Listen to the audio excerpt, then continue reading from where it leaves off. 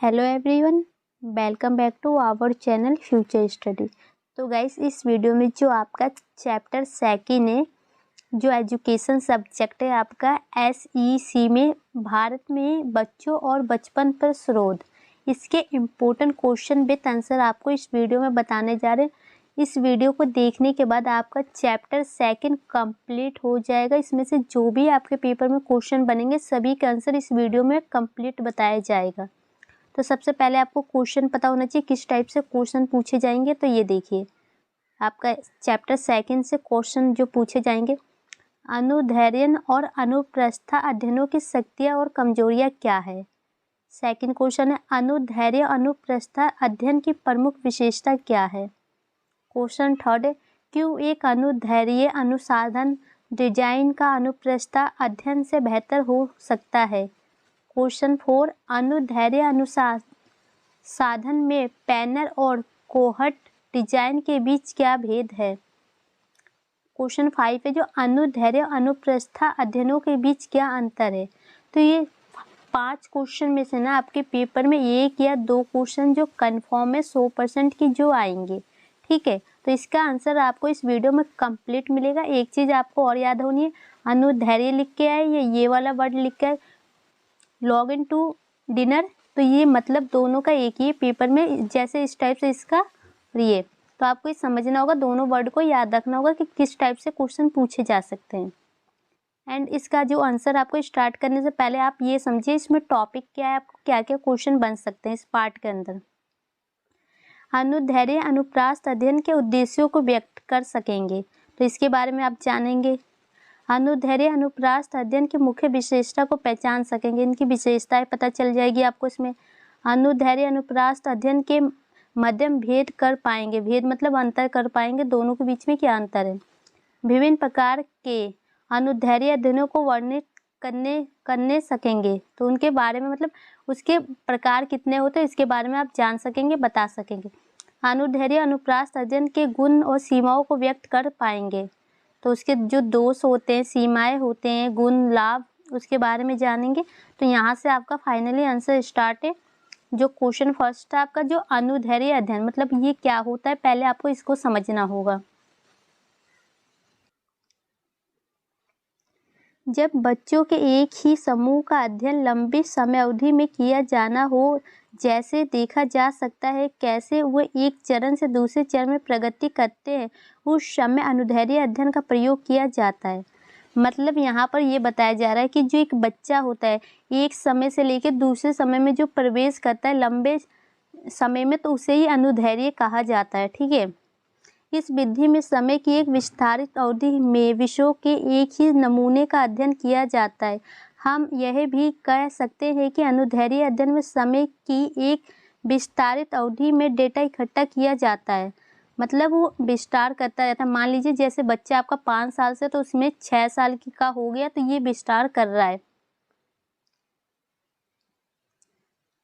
जहाँ एक ही उत्तरदाता से विभिन्न समय पर निर्धारित बिंदुओं पर क्रमबद्ध आंकड़े एकत्रित किए जाते हैं। इस प्रकार का अध्ययन समय के साथ किसी विषय या मुद्दे की गतिशीलता का अध्ययन करने के लिए बेहद उपयोगित होता है।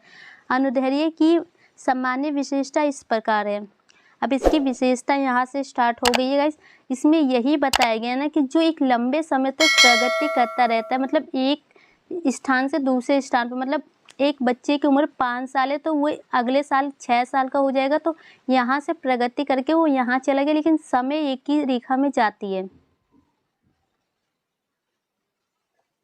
और इनके बारे में आप इनका डाटा इकट्ठा कर सकते हैं कि इस बच्चे की उम्र क्या है और यहाँ से किस विस्तार में जा रहा है, इसकी गति कैसे हो रही है, धीमी हो रही है, तेज हो रही है, तो इस टाइप से।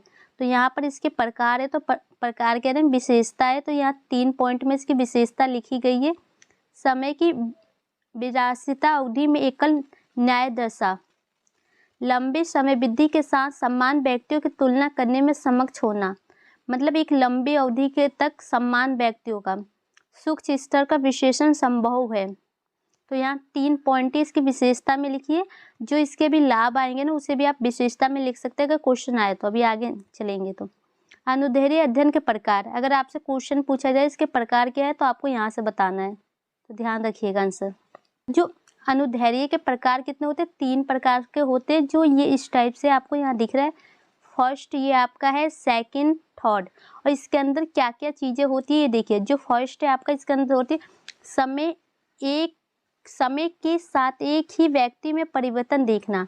मतलब समय के साथ एक ही व्यक्ति के अंदर परिवर्तन देखना, मतलब एक बच्चे, उसको अभी आप कुछ देखेंगे, 2 साल बाद कुछ देखेंगे, 4 साल बाद कुछ देखेंगे, एक ही व्यक्ति के अंदर परिवर्तन हो रहा है।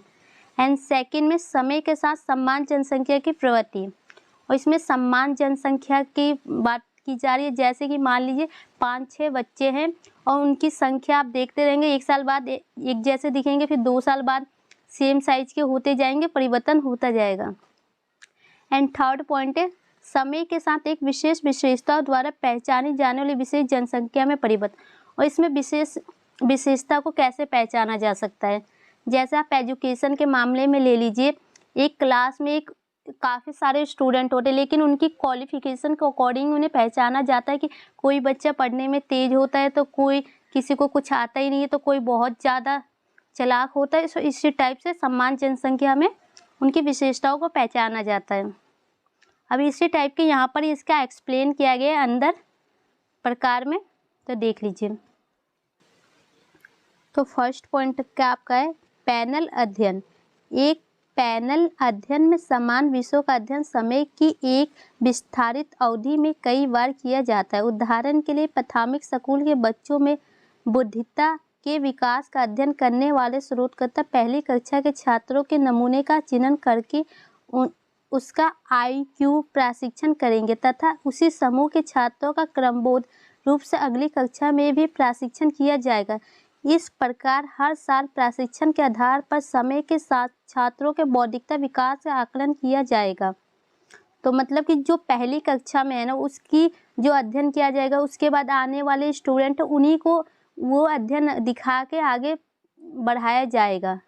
तो मतलब विकास किया जाएगा। जैसे कि क्लास फर्स्ट में आपने ये सब्जेक्ट पढ़ा और इसके बारे में बताया, फिर सेकंड में आपको इसी के बारे में बताया जाएगा जो आने वाले इससे पहले के स्टूडेंट होंगे।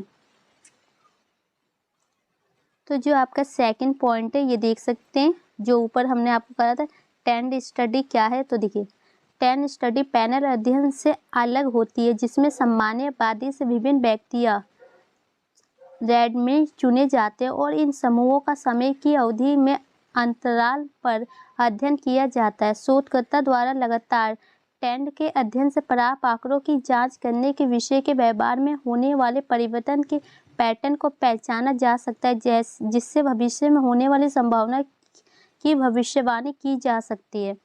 तो इसमें अलग अलग तरीक़ों से आंकड़ों को आंका जाता है, जिससे कि भविष्य में आने वाली जो संभावनाएं होती है उसे पहले ही जांचा जा सकता है कि हमारे भविष्य में ये काम हो सकता है, तो ये नहीं हो सकता, उसकी संभावनाओं के बारे में बताया गया है। और ये आपको ना एसओएल की स्टडी मटेरियल से ही पॉइंट लिए गए हैं। आपको अगर ये पॉइंट चाहिए तो एसओएल की बुक डाउनलोड कर लीजिएगा, वहाँ से आप चेक कर सकते हैं। एंड थर्ड पॉइंट आपका कोहॉर्ट अध्ययन।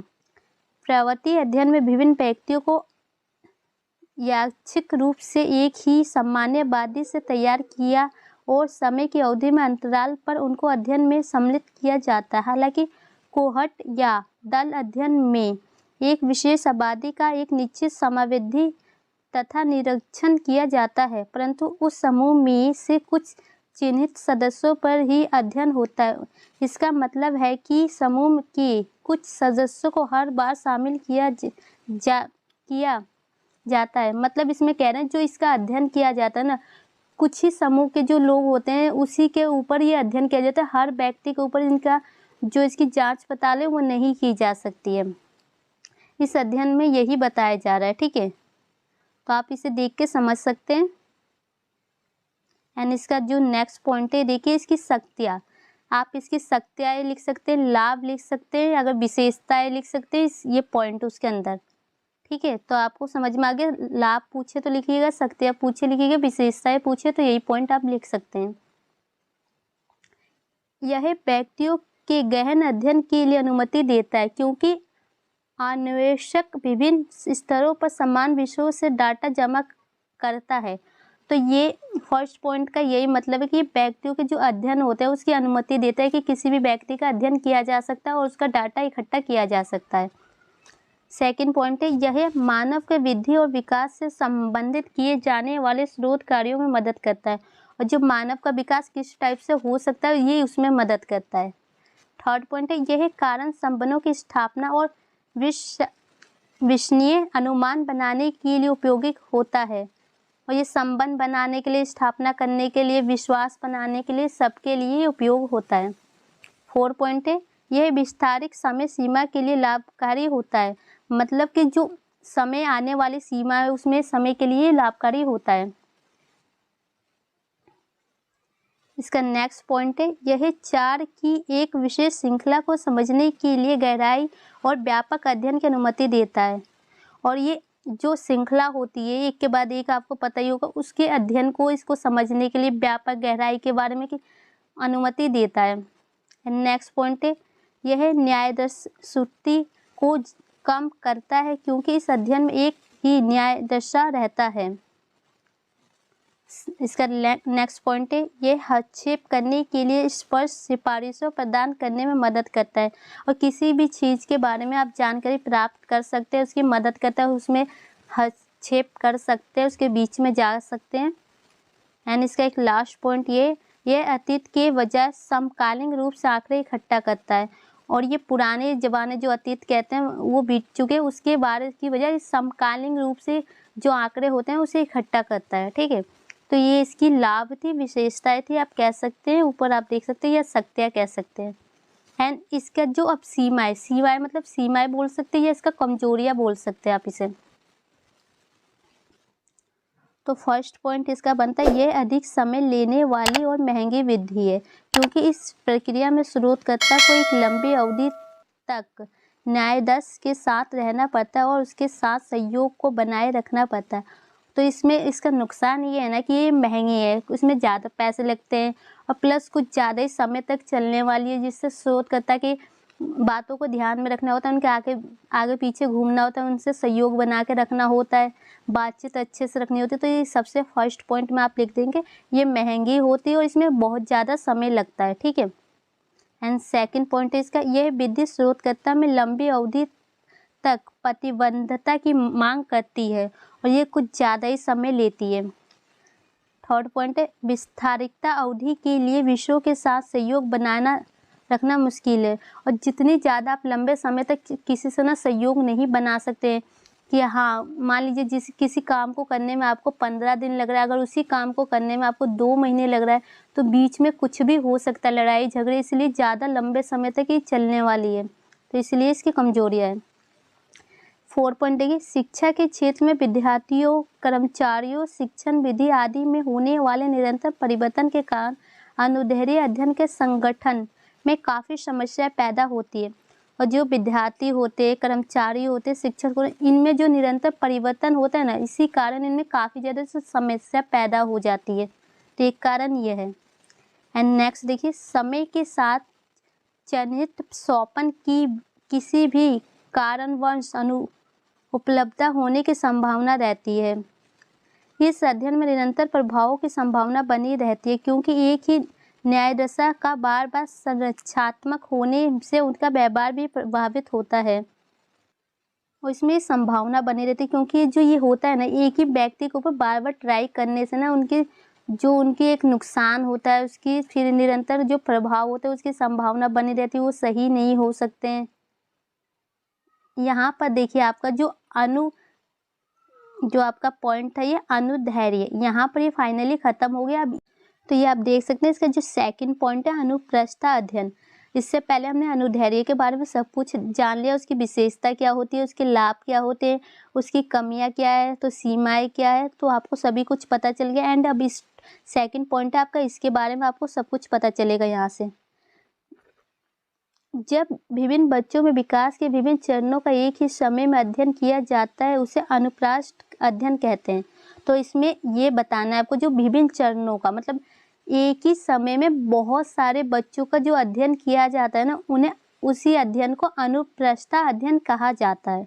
ठीक है, अनुदैर्ध्य और अनुप्रस्थ अध्ययन के बीच मुख्य अंतर यह है कि, और इसमें जो अंतर है ये क्या है, तो ये देखिए, अगर अंतर आपसे पेपर में पूछे तो अनुदैर्ध्य अध्ययन के बच्चों के एक ही समूह का क्रमबद्ध तरीके से एक लंबी समय अवधि में अध्ययन किया जाता है।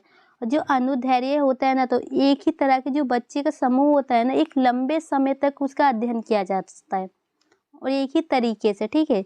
लेकिन जबकि अनुप्रास अध्ययन में बच्चों के विभिन्न समूहों का एक समय में अध्ययन किया जाता है, और इसमें ना बच्चे के जो विभिन्न समूह होते हैं उनका एक ही समय में अध्ययन किया जा सकता है, ठीक है, और उसमें अलग अलग समूहों में। अनुप्रस्थ अध्ययन की प्रमुख विशेषता इस प्रकार है, और इसकी विशेषता क्या है, तो यहाँ से आपकी विशेषता स्टार्ट होने जा रही है। या आप इसकी शक्तियाँ देख सकते हैं, ये शक्तियाँ को भी विशेषता में लिख सकते हैं, लाभ पूछे लाभ में लिख सकते हैं, ठीक है। तो ये देख सकते हैं यहाँ से, बड़े पैमाने पर और प्रतिनिधित्व न्यायाधीश, एक समय में न्यायाधीश का विभिन्न समूहों का प्रतिनिधित्व करना। इस विधि में विभिन्न समूहों में एक ही समय में तुलना करना संभव है। इस विधि में स्थल का विश्लेषण किया जा सकता है। तो ये 4 पॉइंट आपको यहाँ विशेषता में दिख रही है, इसको नोट कर सकते हैं एंड आप इसे भी लिख सकते हैं। देखिए, तो अब आप इसकी शक्तियाँ देख सकते हैं। अनुप्रस्थ अध्ययन की शक्तियाँ, जब हम विभिन्न चरणों में विशेष बच्चों की विशेषता को जानना चाहते हैं तो इस तकनीकी के साथ बड़े नमूने प्राप्त करने की अधिक संभावना के कारण क्लास सेक्शन विधि को प्राथमिकता दी जाती है। तो इसमें देखो, अगर किसी के बारे में अच्छी तरह से जानकारी प्राप्त करनी है ना, तो अनुदैर्ध्य का प्रयोग किया जाता है तकनीकी के मामले में, ठीक है। और सेकंड पॉइंट इसका यह है, जब हम हर परिवर्तन का अध्ययन करना चाहते हैं तो अनुदैर्ध्य विधि को प्राथमिकता दी जाती है। और हम हर टाइप के जो परिवर्तन होते हैं उसे करना चाहते हैं तो किसे दी जाती है, अनुदैर्ध्य। अगर आपसे अंतर में पूछे तो ये वाला पॉइंट, ये वाला, आप इन दोनों में अंतर लिख सकते हैं, क्या अंतर है, ठीक है, क्योंकि यह एक ही विषय के विकास का अध्ययन करता है। और जो अनुदैर्ध्य एक ही विषय का विकास का अध्ययन करता है, और लेकिन अनुप्रस्थ एक विकास का अध्ययन नहीं करता। तो क्वेश्चन में से ना आपको हर क्वेश्चन में से मिलते जुलते आंसर आपको पता चली जाएंगे और आपको इसी टाइप से बना के लिखने हैं। यहाँ से अंतर भी आपको समझ में आ रहा होगा। एंड थर्ड पॉइंट है, अनुप्रस्थ अध्ययन कम महंगे होते हैं, और ये कम महंगे होते हैं, इसकी जगह वो जो अनुदैर्ध्य वो ज़्यादा महंगे होते हैं, क्योंकि इसे पूरा करने के लिए वर्षों की आवश्यकता नहीं होती और इसे काफ़ी लंबे समय की आवश्यकता नहीं होती है, जल्दी पूरा हो जाता है। लेकिन यहीं पर आप देखें तो अनुदैर्ध्य काफ़ी समय में पूरा होता है। अनुप्रस्थ अध्ययन तुलनात्मक रूप से जल्दी पूरे किए जा सकते हैं, और ये जल्दी पूरे होते हैं, वो लेट होते हैं। इसमें निरंतर प्रभाव सीमित होता है, क्योंकि न्यायाधीश केवल एक बार भाग लेते हैं, और इसमें जो भी पार्टिसिपेट करेगा वो सिर्फ एक बार भाग ले सकता है। और लेकिन उस वाले में, जो पहले वाले में बताया था, उसमें काफ़ी बार कोई भी व्यक्ति पार्टिसिपेट कर सकता है। एंड नेक्स्ट पॉइंट है, इसमें भागीदारी के अभाव की संभावना अधिक होती है, क्योंकि न्यायाधीश अध्ययन में एक ही समय के लिए भाग लेते हैं, और इसमें पार्टिसिपेट की संभावना कम होती है, उसमें ज़्यादा होती है। एक लास्ट पॉइंट आपका देख सकते हैं, ये अध्ययन एक समय में जनसंख्या की विशेष विशेषताओं का अभिलेख तैयार करने में उपयोगित है। और इस अध्ययन में ना, मतलब एक ही समय में ना जनसंख्या की बहुत सारी विशेषताओं को प्राप्त कर सकता है। और यहीं पर अनुदैर्ध्य की बात की जाए तो वो काफ़ी लंबे समय में प्राप्त करता है, और ये जल्दी प्राप्त करता है। तो इस पॉइंट से ना आपकी इसकी विशेषता से ना आपको ना यहाँ पर इन दोनों के बारे में अंतर पता चल गया होगा, और नहीं पता चला ना तो आपका कुछ नहीं हो सकता। तो जो इसका आप नेक्स्ट पॉइंट देख सकते हैं, अनुप्रस्थ अध्ययन की सीमा है। तो इसका पॉइंट देखिए, इस विधि में सैंपल समूहों के मध्यम अंतर की संभावना रहती है, और इसमें अंतर होता है सैंपल के जरिए, जिसके कारण परिणाम पूर्व गहरे से प्रभावित हो सकता है, ठीक है। सेकंड पॉइंट है इसका, इस विधि में अक्सर बाहरी चारों द्वार जनसंख्या और न्यायाधीश के बीच अंतर होने की संभावना रहती है। इसमें जनसंख्या के बीच में भी अंतर होने की संभावना होती है। अनुप्रस्थ अध्ययन में न्यायाधीश का चयन करना कठिन कार्य है, क्योंकि प्रत्येक वायु स्तर पर विभिन्न विषयों को शामिल किया जाता है, जिसकी तुलना नहीं की जा सकती। और इसमें थोड़ा कठिन कार्य, क्योंकि हर समय ना अलग अलग विषयों को लेकर शामिल किया जा सकता है, और विभिन्न स्तर के जो वायु होते हैं, बच्चे होते हैं, उनको लेकर यह कार्य कारण संपन्नों को विशेषण की अनुमति नहीं देता, और इसमें ना जो संबंध नहीं बनाए जा सकते और नेक्स्ट पॉइंट है, यह विकास या परिवर्तन में व्यक्तिगत विभिन्नता और उसके महत्व की व्याख्या करने में असमर्थ है।